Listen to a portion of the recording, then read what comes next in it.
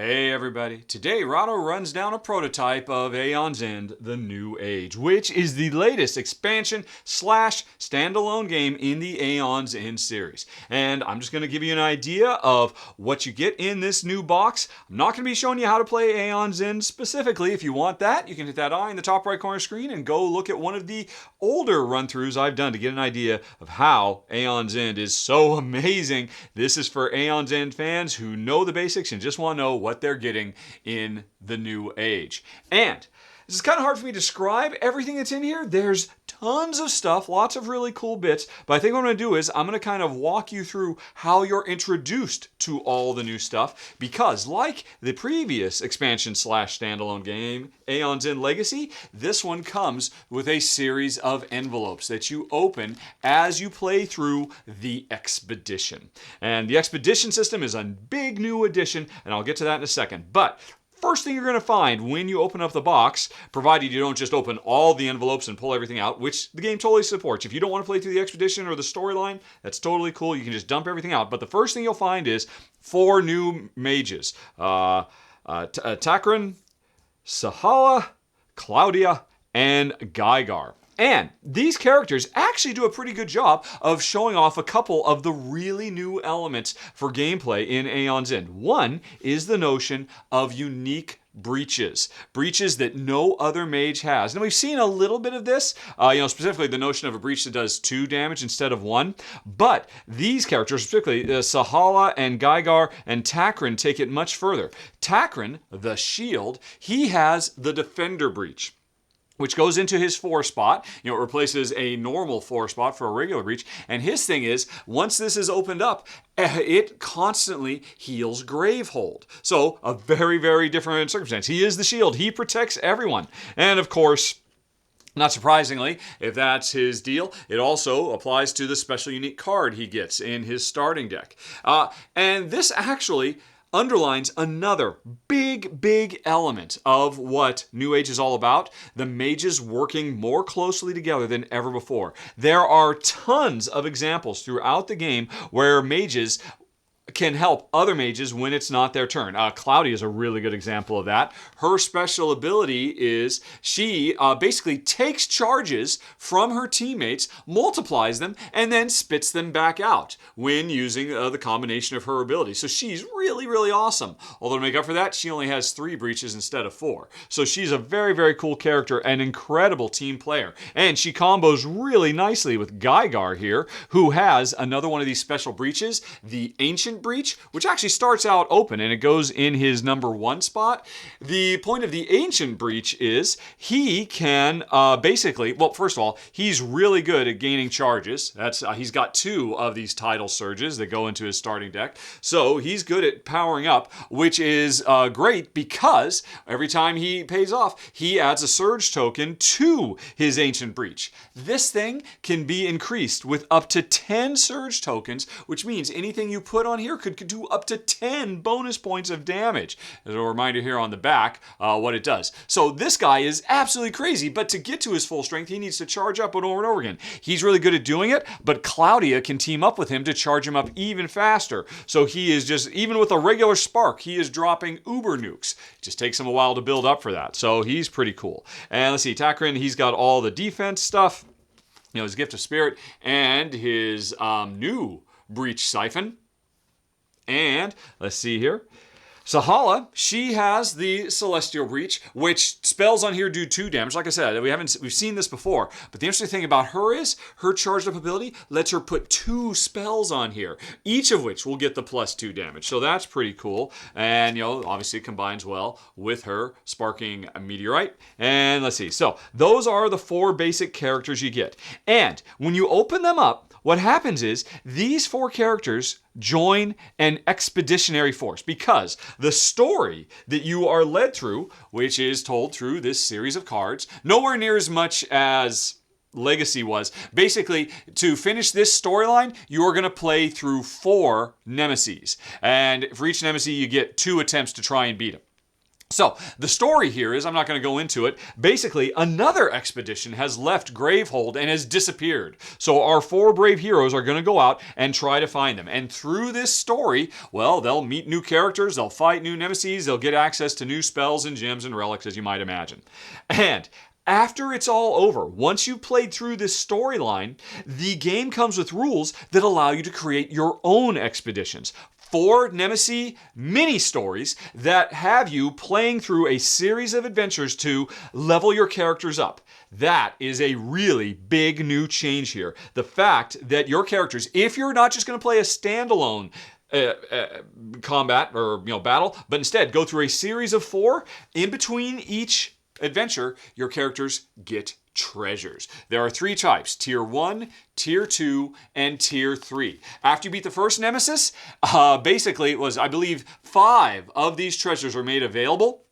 And these are treasures that go into players' decks, replacing either starting crystals or starting sparks, depending on what type it is. And, so they give you a nice little bump up to be able to fight the second Nemesis and the third and the fourth as you continue through your epic 4-chapter expedition.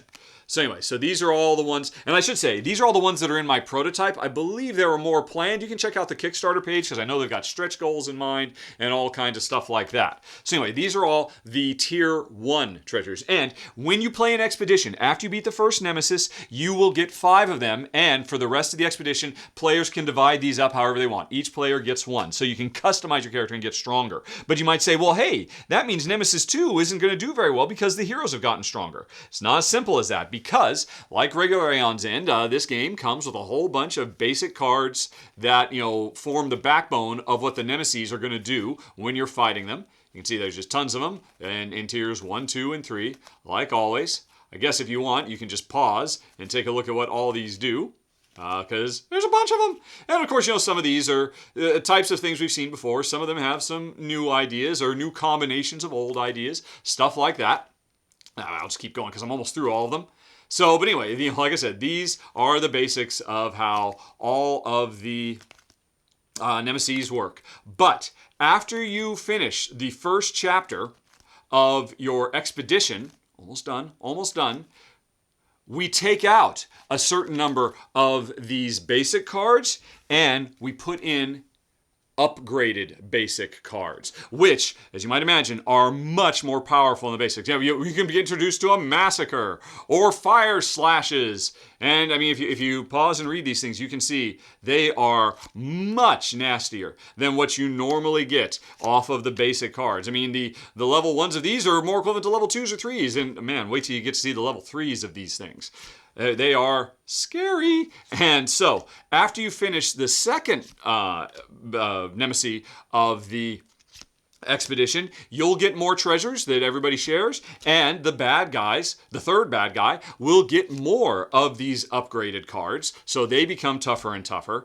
And finally, when you beat the third one and go on to your final boss expedition, the entirety of the Nemesis deck has been replaced with all of these upgraded scary cards, which means they can be pretty tricky. But I already talked about the Tier 1 treasures. After you beat the second Nemesis, you get Tier 2 treasures. These are unique because every time, I think you get 2 of them if I recall correctly, and every time you play, when you go up against the third Nemesis and the fourth Nemesis, of the ones you've got, was it 2?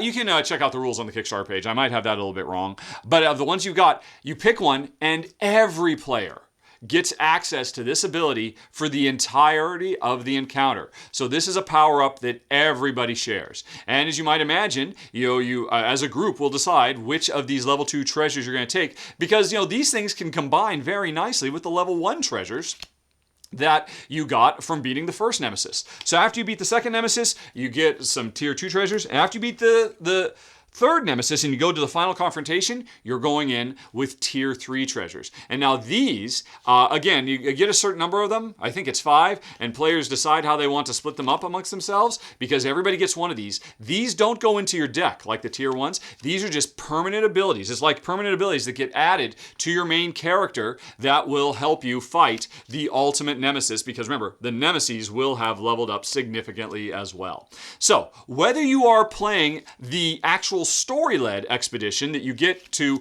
right as soon as you open the box. A little story that, like I said, continues from the cliffhanger of Aeon's End Legacy. It lets you know what happens after Legacy is over, what's the state of the world, what's the state of our heroes and stuff like that. You can play through that story, and after you're done with that story, or even if you ignore this story, you can make your own expeditions where over 4 or 5 or 6 missions, depending on how well you do, you will level up and your bad guys will level up too. But it's not just these treasures that let you level up as well, because when you first go on an expedition, this is when you're creating your own, the system works that you get to take, you get the randomizers, and by the way, I'll go through this deck of randomizers so you can see what all of the new spells and gems and relics are. I'll do that at the end. But basically, you pull a normal assortment of them randomly out of the deck. These randomizers will go into your barracks, which is a new concept where going from one mission to the next throughout an expedition,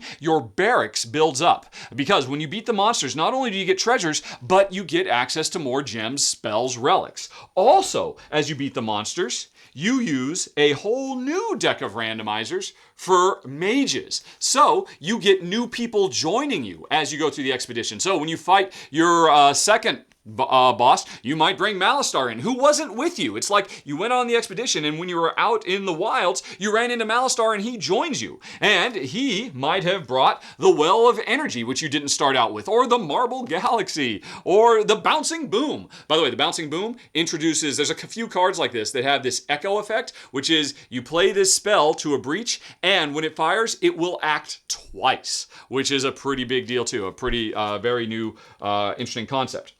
So your barracks grows, and it just creates, at the end I found, going through a completely randomly generated expedition, 4 brave heroes go out. Even if you're playing as a 2-player game, or even solo, all 4 go out, and you can, switch back and forth between them as you go through all the nemesis, but you're also adding more members to your team as you go through, and you are also adding more cool stuff. So it really has this sense of going out into the darkness with only a few things, but finding things and leveling up along the way.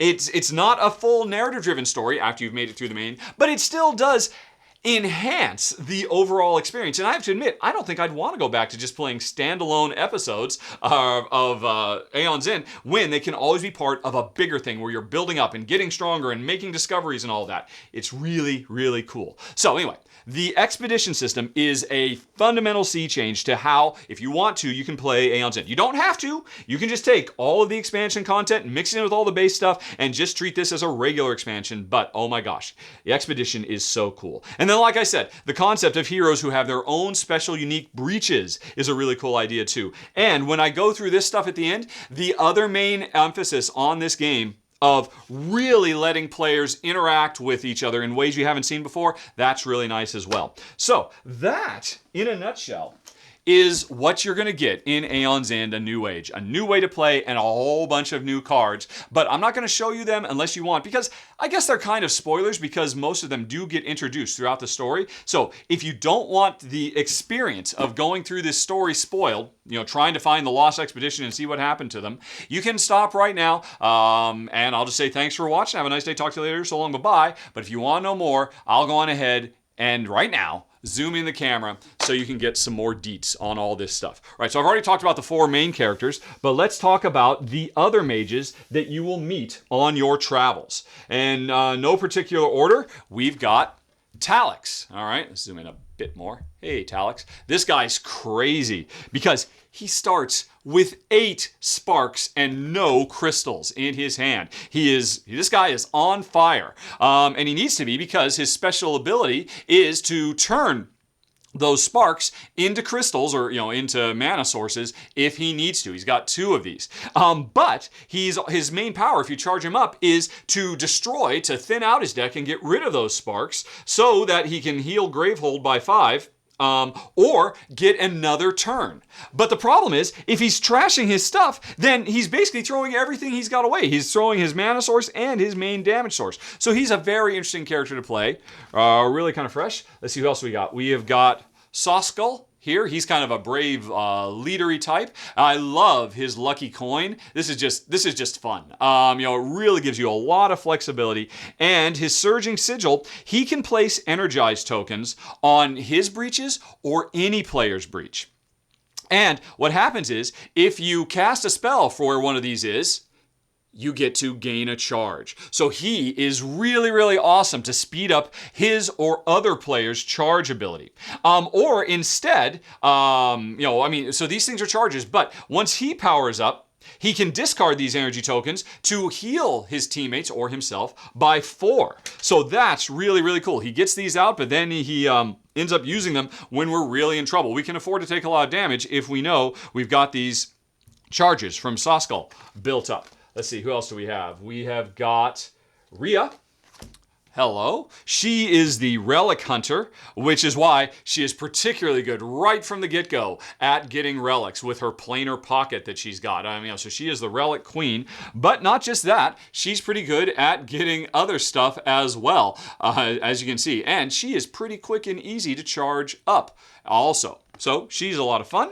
And then finally, the fourth new hero, we have Lost, who is a living forge. He's basically a fire spirit, trapped inside this armor with a little buddy whose name is Meek, if I recall correctly. So his thing, as a living forge, he's got sparks and crystals like everybody else, but over the course of the game, he can basically upgrade. Using his Heart Forge, he can upgrade his regular sparks and crystals into forged sparks and forged crystals. So he can just become much more powerful, staying by himself, and let all his teammates buy all the stuff that's out on the board. And his other main power is, it's really good once you've gotten some of these powered up, because they're still considered level 0 starting cards, replacing your early ones.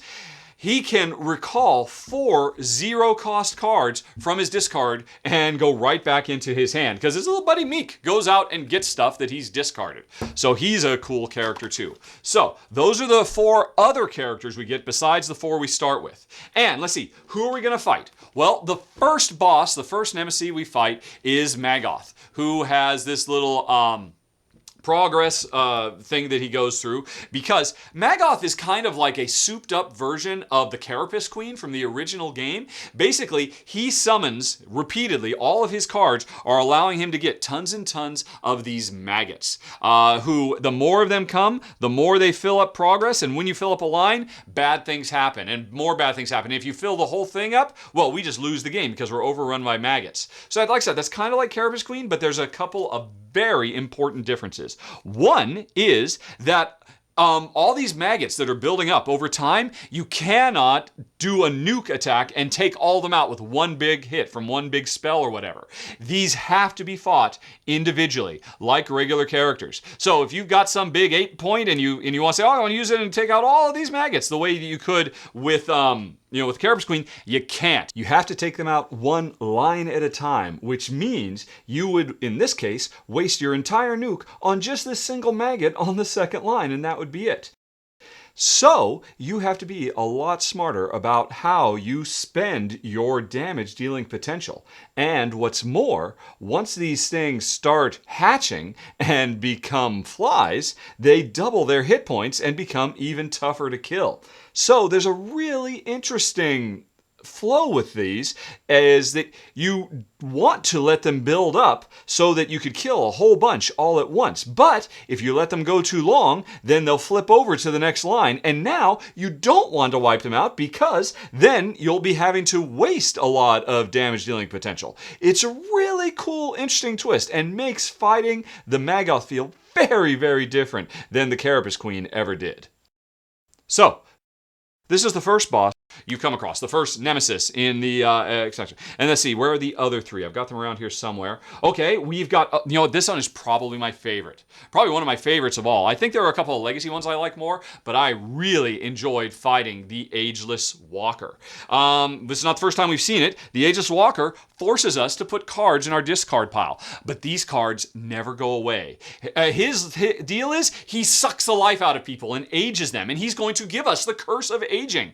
And basically, basically that means we have a poison pill in our deck we cannot get rid of. And every time we go through our deck, we, and when this thing comes up, we discard it immediately and draw again. So it doesn't take up any space, but it hurts us. So the faster we go through a deck, the faster we age, and the faster this guy takes us out. Which means, okay, that means when we're fighting Ageless Walker, we just need to have a really big, thick deck so we don't age very often. That would be fine, except for the fact that the Ageless Walker steals our cards and puts them in exile, which again is another idea you've seen earlier, because when they go in the exile pile, you can buy them to get them back out. That's a way players can actually share cards and whatnot. But the fact that he is emptying out your deck as fast as possible to force you to age, to kill you, is really, really cool and makes you play in a radically different way, makes you deck build in a different way. I really enjoyed this guy a lot. Okay, and what else we got? We have, over here, we've got, oh yeah, and of course, they all come with new minions that, supplement their abilities.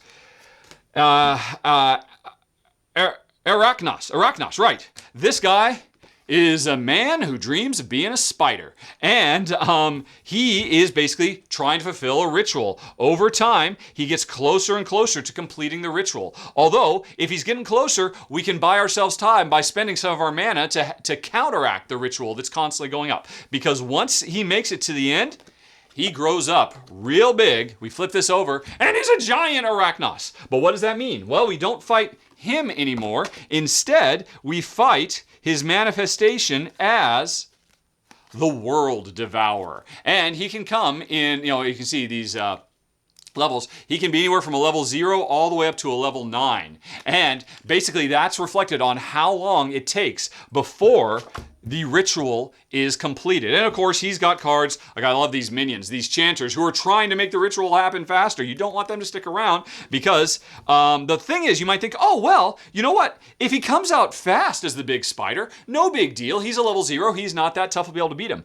But the problem is, the faster he comes out, that means we players have had less time to build our decks and be prepared for him. So we don't want it to happen fast, but we also don't want it to take too long because he just gets scarier and scarier and scarier. So trying to divide our time between him building up and, because he will eventually spawn. He will either spawn once the ritual is complete, which is, tied on his effect and all that. You can see he's got quite a few rules here. You can pause and read them if you want. But if you just straight out beat him, well, he's still going to respawn as the big super spider. So he's pretty cool, this sense of dread as he's getting bigger and bigger and us having to decide, when do we flip him over? When do we let the ritual complete because we think we're ready to fight the big guy? And then finally, where's the fourth one? Oh, it is Fenrix, this kind of spectral, scary wolf monster. Once again, if you want, you can pause and read what he's all about right there. But in a nutshell, he's another one of the nemesis who basically summons followers. In this case, he summons these claws. Where are they? The Rending Claw. And we can't let all of these out because that can be an instant loss if all the Rending Claws are in play. So as they pop up, we've got to take them back down. But it's not as easy as it has been to take out minions of previous nemesis because Fenrix introduces the idea of location, of positioning. Because when a Rending Claw comes out, we cannot fight them because they're too fast and they're moving around. They're off in the distance. We can't shoot them. We can't do anything. What we have to do is, if we want to fight, say, there's 2 Rending Claws out, and I think I'm ready to take one out. I have to, say I'm player 1, put my position 1 on them, and that means I can attack him. If I don't physically move to where he is, this is a totally new thing for, the idea of positioning in actual locations and like a physical space. If I don't move to him and stick to him like glue, I can't attack him. But once I'm on him, I cannot break free. And the interesting thing is, when Fenrix summons one of these claws, as a result of, him building up enough tokens. I forget what it is either 4 or 5, and then, the tokens reset and we have to build up again. Once he summons one of these, every player has the option right at that moment to jump on him. Because of course, you can't attack them unless you jump on them. And if you already have a spell queued up, you won't be able to attack them until you're on them. So you'd have to cast your spell, then jump on them and do it later. So when they come out, you want to jump on them immediately, but then based on what the turn order deck does to you, the claw might get a chance to hit you before you can hit them. Really cool. I just love this idea, and I would love to see more of it in future Aeon's End. The sense of this is not a virtual battlefield, there's actual positioning that comes into effect. Makes him feel very, very different. It's a risk when a new one comes out and you're thinking, well, should I jump on them? Because I've got a low spell, I won't be able to finish them. Are you going to be able to jump on and help me? Or am I going to stay there and take a real beating while I slowly work them down because I can't avoid them at all? Very cool, very interesting idea with Fenric. So those are the 4 new bosses. You've seen all the heroes. Last thing to talk about, I already talked about the treasures, but there are just the new cards. I'm just going to go ahead and zoom in a little bit more, and you guys can pause and look at them. This is, obviously, they all have their normal 5 or 7 size decks. These are just the randomizers. So what we got? We got the Well of Life, which again is another opportunity for players to help each other. Righty. And, oh, this is cool. Attaching link conduits, which you have little modifiers for that, or you put these on there. And you can upgrade anybody's breach, not just your own. Let's see. And so you're going to see a lot of those kind of things where you do stuff to either enhance yourself or other players. And several of these things where you attach. These relics are upgrading breaches. Not upgrading spells, not upgrading players, but upgrading breaches is very, very neat. Okay, let's see here. Galvanized Bauble. I remember we liked this one. Oh yeah, cast anybody else's spell and then destroy it. So it's a nice low-cost one-time thing. It'll get you out of a pinch. The Marble Galaxy, I don't think we actually played this one. And focus charge. All right, cool. And Spirit Lift. Okay, we're into spells now. And again, dealing with allies, interacting with allies. You're just going to see that over and over here. All right, you can just do cards. If you do, deal 2 damage. All right, right. So just pump up a smash down, which is pretty straightforward. Pattern Strike, deal 4. You can return and hand up to 2 cards. Right? Yeah, okay, that's cool. Pattern Strike, a Deluge of Power. I'm looking for my favorite. I know Jen has one she absolutely adores. Oh, but this one, this is an example. There are several that do this. This notion that normally in Aeon's End, Jen and I found anyway, we tend to focus on one particular deck and really get strong at it, and players kind of split it up. But with cards like this, where if I've got Deluge of Power, it's going to do 4 points of damage. But if somebody else has... Oh, no, this isn't one of them. This is somebody just discarding other cards. But you'll see ones where... Okay, and this is the Echo. I think I talked about that earlier. Fatal. This is one. Okay. Any ally can discard their own copy of Fatal Harmony, which almost doubles the strength of this. So there's cards like this that encourage multiple players to get the same type of card and then coordinate the use of their deck. Waiting until, okay, I could cast this now and do 4, but if I wait, because I know you've got one coming too, and then I could hold on to it, and you could do even more. Again, that kind of coordination in Aeon's End, which has always been its big thing, is you have more control over your deck than most deck builders. This idea is really, really cool. And you'll see it on a couple others. Oh, here's Jen's favorite. She loves the Tethered Dart. To do 2 damage, and then instead of discarding it, put it into another player's hand if it came from your opened 3 or 4. So with this is in play, everybody wants to open their 3 or their 4 fast and get some of these, because then we're just passing them back and forth like crazy and casting them twice as fast. And then, you know what I gotta say for these gems, look how pretty they've gotten. Remember how it started out? Man, the art has just increased by leaps and bounds. Absolutely love it. But a bunch of new gems, which are all cool in their own way. You can just go on ahead and pause and look at them and see how pretty they are and how powerful they are, of course. And righty. There's another one of those ones where if your teammates have them, then you can benefit from them. Get a 2 or a 3 if you destroy it. The Resonant Pearl. Or another one of these where multiple people want to get the pearls and then coordinate to give it its best use. And oops, I got these out of order. Or another Echo spell and the Force Amplifier. Okay, so that's it, folks. That's the full kit caboodle for Aeon's End, a new age, for folks who want to stick around and see everything you got, what's in the box. Anything else? I got the bosses, I got the treasures, yeah. So that's it, folks. Aeon's End, new age, good stuff. I just love how this game keeps growing and evolving, and I just can't stress enough how much fun the expedition system is. I know some people just say, no, I don't want to do that, but you're missing out. Seeing your characters level up, just kind of getting that classic RPG dopamine rush as you just get stronger and stronger, but then have to fight stronger and stronger bad guys. Really cool. Absolutely love it. The only thing I would say is I'm kind of bummed because our first go through is using these storyline cards, and then from that point on, there is no story associated with your future expeditions. They're just kind of randomly generated based on, using randomizer decks and all of that. But I would have loved the game to have come with a deck of story cards. And when you go on an expedition, you just draw one randomly. They have a front and a back. The front tells you, here's why we're going on the expedition. It's kind of generic because it could be anybody we're fighting. And if you win the expedition, you flip over the back. Here's what you learned. And, it doesn't change anything permanently. It just introduces more story snippets, helps fill out the backstory of the characters, or who are the nameless, or, what's going on with Gravehold and what's out there in the world as we do these expeditions.